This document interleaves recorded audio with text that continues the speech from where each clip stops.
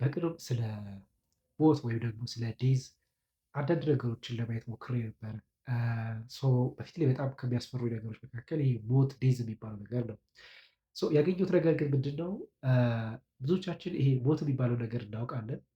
ነገር ግን ብናውቀውም ግን ያንን ነገር በመፍራት በፍራቻ እናልፈዋለን።